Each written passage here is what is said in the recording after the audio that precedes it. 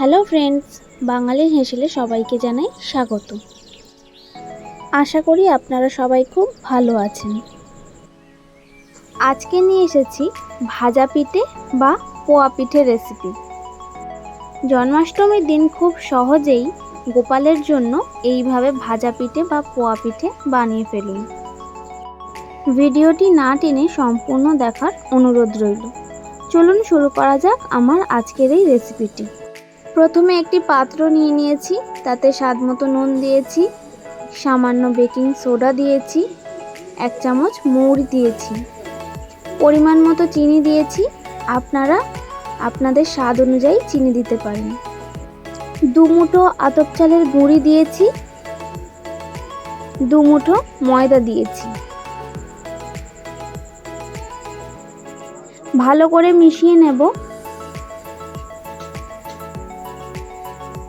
এবার উষ্ণ গরম জল দিয়ে মেখে নেব। অল্প অল্প জল দিয়ে মেখে নিতে হবে। একটা স্মুথ ব্যাটার বানিয়ে নেব।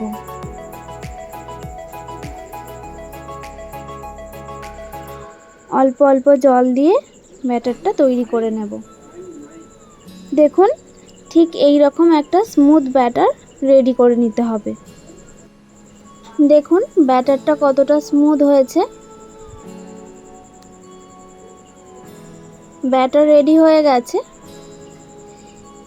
এবার কড়াইতে সাদা তেল গরম করে নেব। তেল গরম করে নিয়েছি। এবার অল্প অল্প ব্যাটার গরম তেলে দিয়ে দেব। দেখুন কত সুন্দর ফুলে উঠেছে।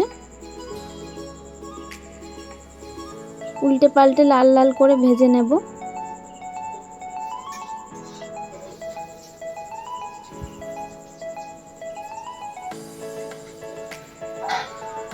আবারও একটু ব্যাটার দিয়ে দিলাম গরম তেলে। দেখতেই পাচ্ছেন কত সুন্দরভাবে ফুলে উঠছে। এইভাবে পোয়া পিঠে বা ভাজা পিঠে বানালে খুবই সুন্দর খেতে হবে এবং এই রকমই ফুলকো ফুলকো হবে।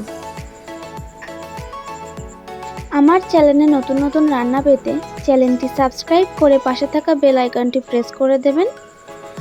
ভিডিওটি ভালো লাগলে অবশ্যই লাইক করে শেয়ার করবেন এবং কমেন্ট করে জানাবেন রেসিপিটি আপনাদের কেমন লাগলো। একইভাবে সবগুলো ভেজে নেব লাল লাল করে। জন্মাষ্টমীর দিন এইভাবে খুব সহজেই গোপালের জন্য পোয়া পিঠে বা ভাজা পিঠে বানিয়ে গোপালকে ভোগ নিবেদন করুন। খুবই সহজ একটি রেসিপি, অবশ্যই বাড়িতে ট্রাই করুন এইভাবে।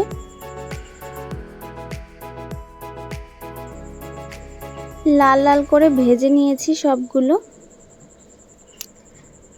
দেখুন কতটা সুন্দর দেখতে হয়েছে পোয়া পিঠে বা ভাজা পিঠে।